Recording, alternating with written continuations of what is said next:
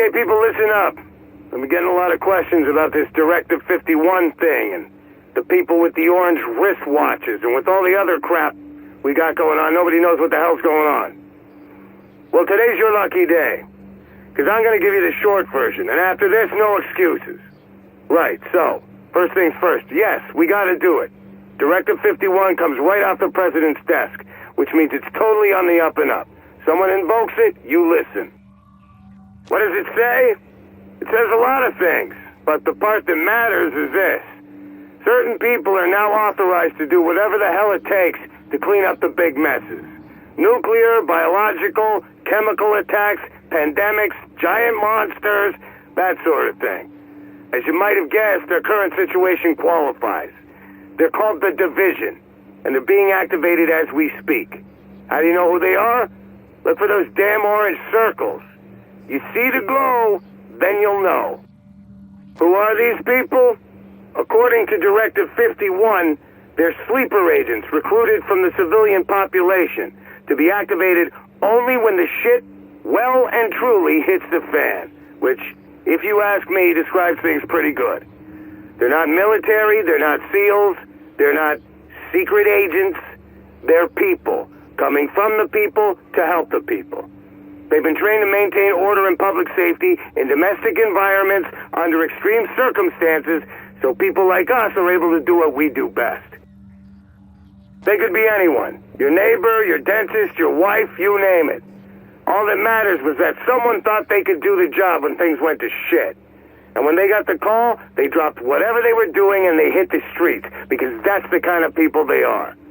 And yeah, I'm about as happy about this as you are. Somebody in D.C., called the Strategic Homeland Division, didn't have a lot of faith in people like us.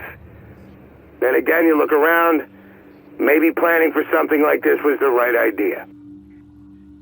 Anyway, you meet a division agent, you offer them any and every bit of aid you can, because they're the ones who are supposed to help us get out of this mess. Look, I know we've been busting our butts. All of us. Firemen, cops, animal control, you name it.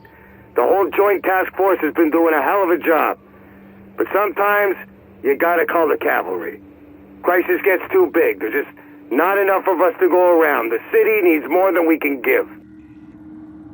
So, you want the formal language? Here it is. Effective immediately, we will be liaising with the Division. Our ops will be run jointly. We will have some autonomy on strategy and implementation, but Division agents will have the ultimate authority if it comes to that. Hopefully it won't. You're in the field, you don't need to wait for some Division honcho to tell you to pull the trigger.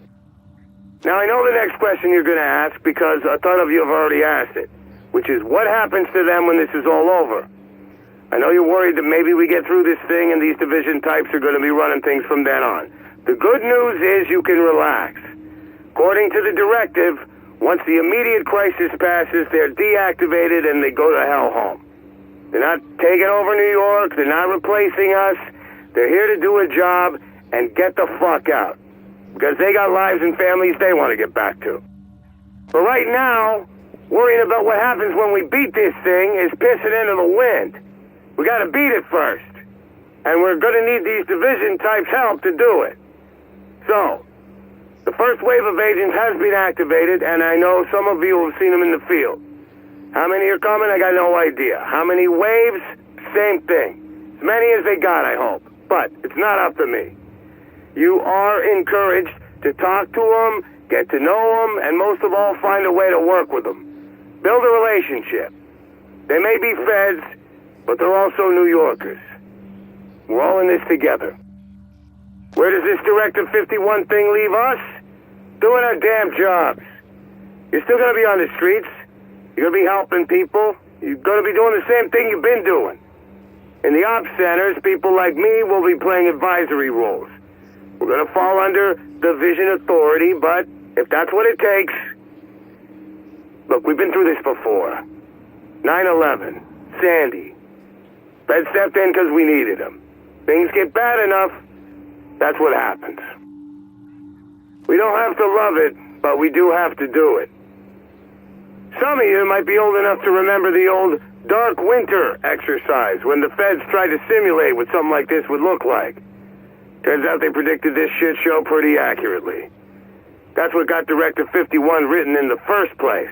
Now we get to live with it.